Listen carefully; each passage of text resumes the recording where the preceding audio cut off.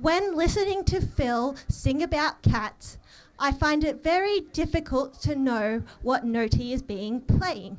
Is it an A, a C sharp, or a D? But there is a tool that I consider something of mathematical magic that can help us out. This is the Fourier transform, which was invented about 200 years ago, but has many uses now. So, when you play a note C, you hear a vibration in the air, which is a sound. Now, a Fourier transform is how you get from the vibration in the air to the note itself. So we call the sound wave the time domain and the note the frequency domain. But in reality, what you see is a peak corresponding to the frequency of the music note. So if Phil were now to play 3 notes at once, what you will get is 3 notes, and then they're all added up, creating a bit of this jumbled mess. But when we Fourier transform it, what we get is 3 peaks corresponding to the frequency of all the notes. So one thing that's interesting about Fourier transforms is something called harmonics, which are multiples of a frequency of a different frequency. And what this is useful for is building up different repeating functions. Such, for example, we have a parabola wave here in black. And now if we were to add 1, 2, 3, 4, the more you add, the closer to the parabola wave you actually get. Now if you take the Fourier transform of this parabola wave, what you get is how much of each of these harmonics is needed for you to build up the parabola wave. Pretty cool, eh? Yeah. So how can we use this? So I am an experimental physicist, so I like to hang around in labs. Here is me next to my apparatus. So we have the electromagnet as well as a sample. So we put the sample in the electromagnet and I make my measurements. So basically what I'm interested in is how a magnetic field affects how electricity flows within a sample. And why I'm doing this is because I want to use this property of minerals in order to make a more efficient way of processing the minerals in mining. And what I'm actually interested in the lab, like a good physics teacher would tell me, is I need a good signal and the experiment needs to be repeatable. So let's just do this with one experiment. So I put my sample in my apparatus and then I increase the magnetic field slowly and then decrease it. What I expect to happen in the sample's resistance is something looking like this, where we basically have back-to-back parabolas, one going up and one going down. Now remember, we need a good signal and repeatability. But what I actually get is this.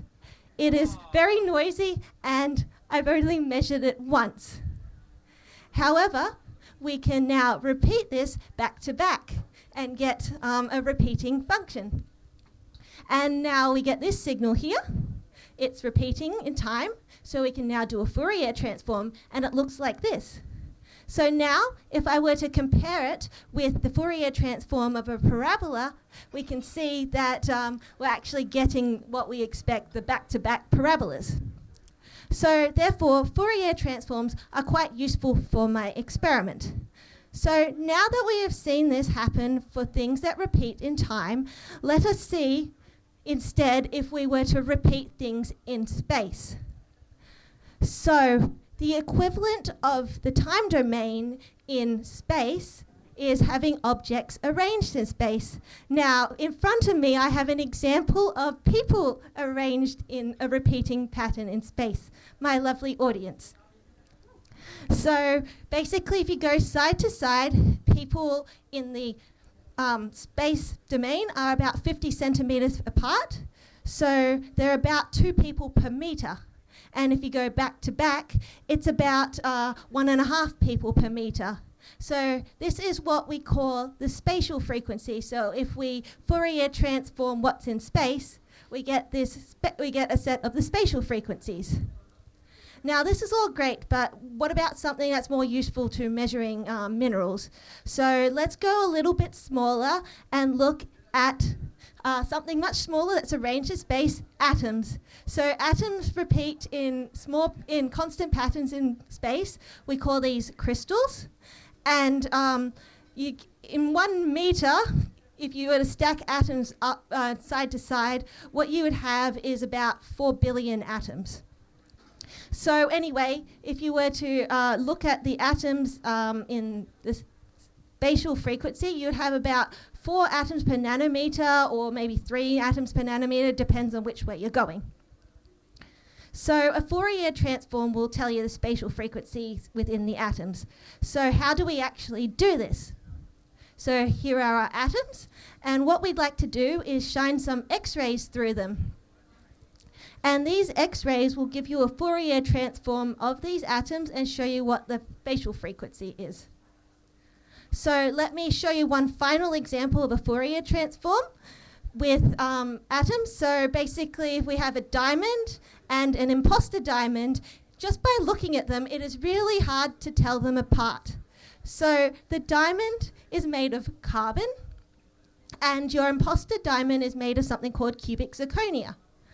Now, diamond has much smaller atoms, so you can fit more atoms per distance, and cubic zirconia has larger atoms, so you can fit less atoms per distance. So if we were to do the Fourier transforms, we see that the diamond has bigger spatial frequencies, and the imposter diamond has smaller spatial frequencies. So therefore, we can use a Fourier transform to weed out the imposter. So with that example and the example of my experiments in sound, I hope you're all convinced that a Fourier transform is truly a piece of mathematical magic. Thank you.